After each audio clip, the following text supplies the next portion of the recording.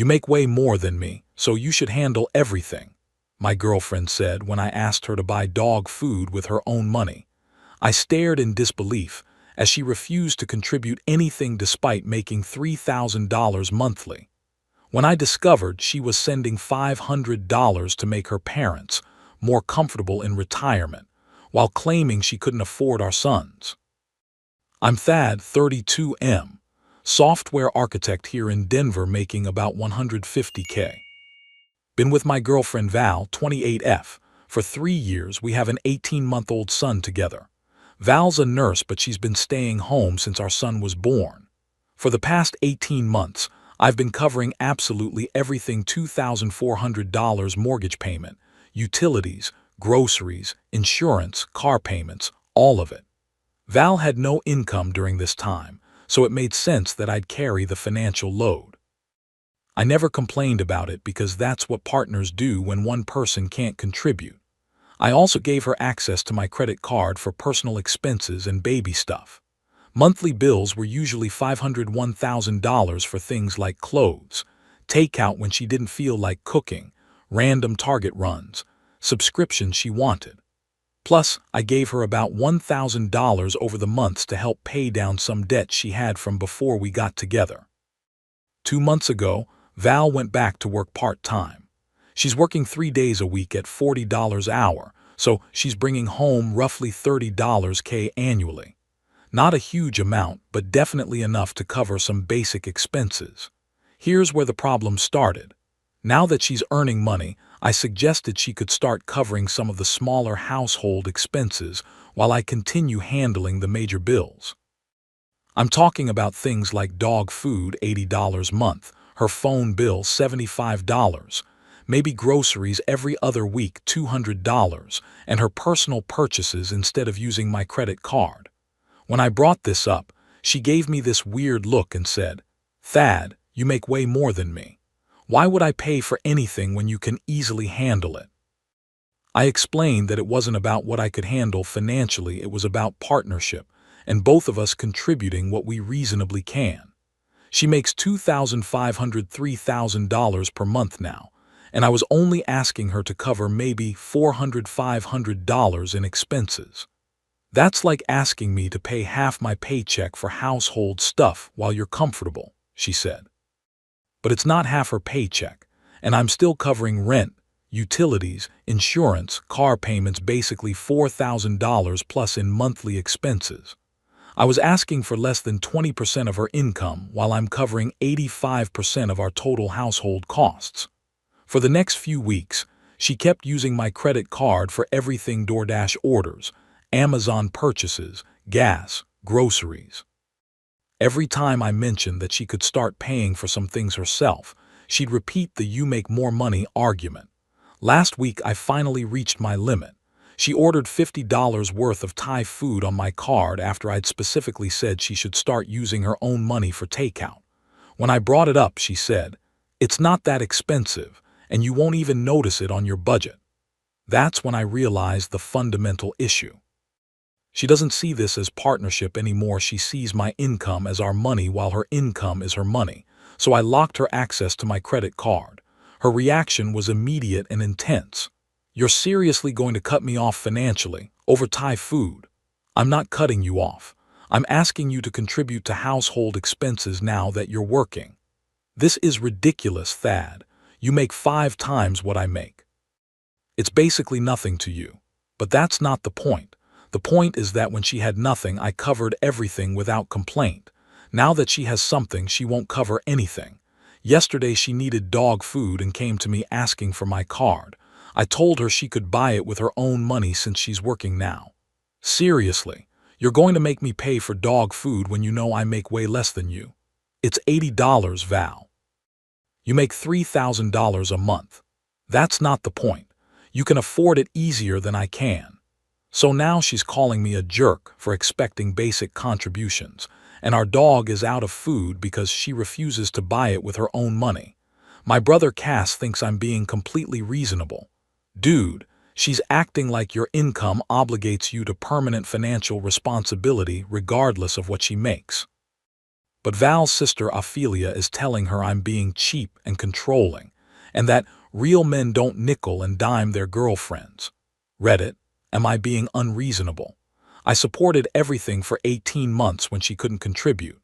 Now she can contribute and refuses to pay for literally anything. How is asking for $400 a month in contributions unreasonable when she's earning $3,000? I'm starting to feel like I created a dynamic where my generosity became her expectation, and now she views any request for contribution as an attack on our relationship. Is this about the money, or is this about her fundamental view of what partnership means? Edit. She just texted me asking for my card to buy lunch. When I said she should use her own money, she replied, "Whatever, I guess I'll just starve." The manipulation is getting ridiculous. Update 1. Her reaction was worse than I expected. Now her family is getting involved. Sorry for late. Update work had me pulling overtime all week. So Val's response to the credit card situation has escalated way beyond what I expected. After our conversation about the dog food, things were tense for a few days. She kept making comments about having to ration her paychecks and asking if I was happy, making her feel broke. I tried explaining that asking someone to contribute $400 from a $3,000 salary wasn't making them broke, but she wasn't hearing it. Wednesday night she called her sister Ophelia, and apparently the conversation did not go in my favor. Within an hour of that call, I got a text from Ophelia that was intense. "Thad, I can't believe you're financially abusing my sister over pocket change. She just had your baby 18 months ago and you're already cutting her off. Real men take care of their families without keeping score. Financially abusing. Over asking her to buy dog food with her own paycheck. I tried calling Ophelia to explain the situation, but she wasn't interested in hearing my side. You make $150K and she makes $30K. The math is simple. You should handle the expenses. But I am handling the expenses. I pay rent, utilities, insurance, car payments. I'm asking her to cover maybe 15% of our monthly costs. She shouldn't have to pay anything if you can afford everything. That's how relationships work." That's apparently how relationships work in Ophelia's mind. The higher earner pays for everything regardless of the lower earner's ability to contribute. Thursday brought even more family involvement. Val's mother Minerva called me directly, demanding I restore my daughter's access to your credit card immediately. "Minerva, Val is working now. She can afford to pay for some things." "That's not the point, Thaddeus. You chose to have a child with my daughter. That comes with financial responsibilities. I understand that and I'm meeting them. I pay for housing, utilities, food, everything major. I'm just asking Val to contribute what she reasonably can. She shouldn't have to contribute anything while you're making 6 figures. You're being selfish and controlling." The conversation ended with Minerva telling me that if I continued this financial abuse, she'd advise Val to seek legal protection for herself and her child. Legal protection for asking someone to buy dog food with their own money. Meanwhile, my family's reaction has been completely different. My brother Cass came over Friday night and was floored when I explained the situation. "Wait, she's making $3,000 a month and won't pay for anything. Bro, that's not a partnership, that's you being an ATM." My dad Augustus had an even stronger reaction. "Son, I've been married to your mother for 35 years. When she made less than me, she still contributed what she could. When she made more than me for a few years, I still contributed what I could. That's what partners do." The contrast between the two families' perspectives was stark. Val's family believes my higher income creates permanent obligation to cover everything. My family believes partnership requires contribution based on ability, not income comparison. Saturday, I tried having another conversation with Val about finding some middle ground. Maybe she could cover smaller expenses while I handled larger ones, or we could split costs proportionally. "I don't understand why this is such an issue for you," she said. "You literally don't even notice $500 on your budget. It's not about the money, Val. It's about both of us contributing to our life together. I am contributing. I take care of our son full time when I'm not working. And I appreciate that. But now you're also working and earning money. Why can't you contribute financially too? Because you make enough that I don't have to. That response crystallized the fundamental disagreement. In Val's mind, my ability to afford everything means she shouldn't have to afford anything, even when she's capable. So what happens if I get laid off or injured and can't work? I asked. That's different. That would be an emergency. But what if I just wanted to save more money or invest more or have financial flexibility? You already have financial flexibility. You make $150K. The circular logic was maddening. My financial success, in her view, eliminated any reasonable expectation that she contribute financially to our shared life. Sunday morning, Val announced she was going to stay with her parents for a few days, to think about whether this relationship is salvageable if you're going to be controlling about money. Before she left, she asked for my credit card for emergencies while I'm gone. When I said she could use her own money for any emergencies, she shook her head like I was being unreasonable. Fine. I guess I'll figure out how to survive on my own since you don't want to take care of your family anymore. She took our son with her, and I haven't seen either of them since Sunday. But yesterday, I discovered something about Val's spending priorities that completely changes how I view this entire conflict. Update 2 discovered she's been sending money to her parents while refusing basic household contributions. Wi-Fi was down all weekend. Finally got it sorted. The revelation about where Val's money actually goes has blown up everything I thought I understood about our financial disagreement. So while Val was staying with her parents, thinking about our relationship, I decided to look through our bank statements to better understand our spending patterns. I wanted to see exactly where money was going and whether my expectations were truly unreasonable. What I found was shocking. For the past 2 months since Val started working, she's been sending $500 per month to her parents. $500 more than the total amount I was asking her to contribute to our household expenses. I called my buddy Dashiell, who's dealt with similar relationship financial issues. Let me get this straight, he said. She claims she can't afford dog food, but she's sending her parents $500 every month. That's exactly what's happening. Val has $2,500, $3,000 coming in monthly and immediately sends $500 to her parents, then claims she can't afford to contribute $400 to our shared household expenses. When I confronted her about this Tuesday night, her response was telling. My parents need help with their bills. They're struggling financially. But Val, we have bills too. Our bills. Why are your parents' financial needs more important than our household contributions? Because you can afford our bills and they can't afford theirs. That's not the point. The point is you have money for their expenses but claim you can't afford our expenses. It's different. They actually need the money. And we don't need dog food. We don't need groceries. Your phone bill doesn't need to be paid.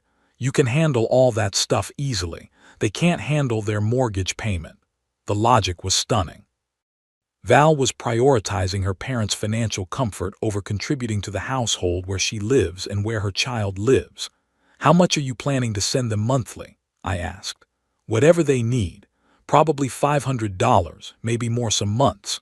So she's committing $500 plus monthly to her parents while considering $400 monthly to our household an unreasonable burden.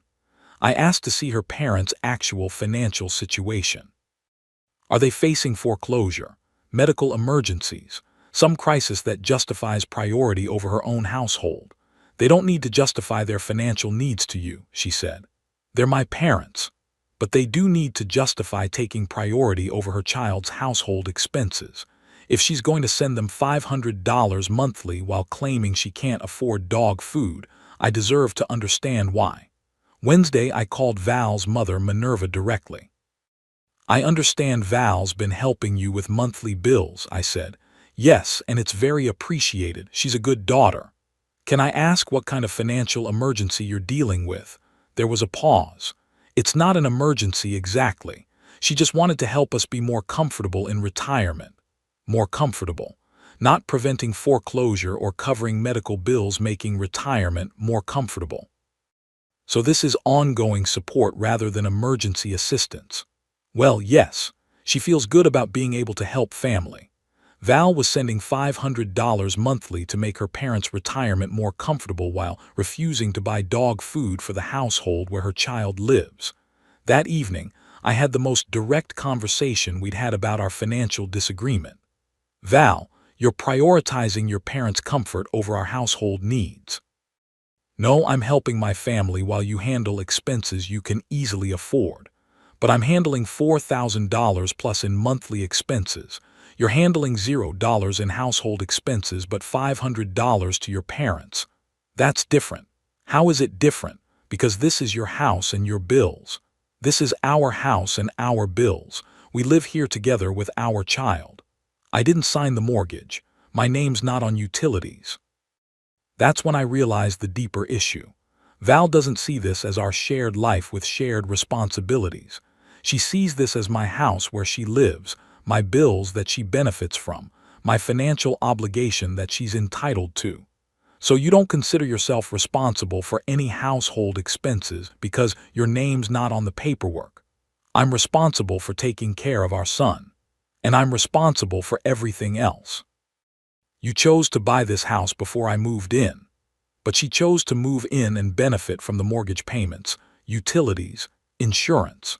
She chose to have a child here and raise him in this home that I'm paying for. The entitlement was breathtaking.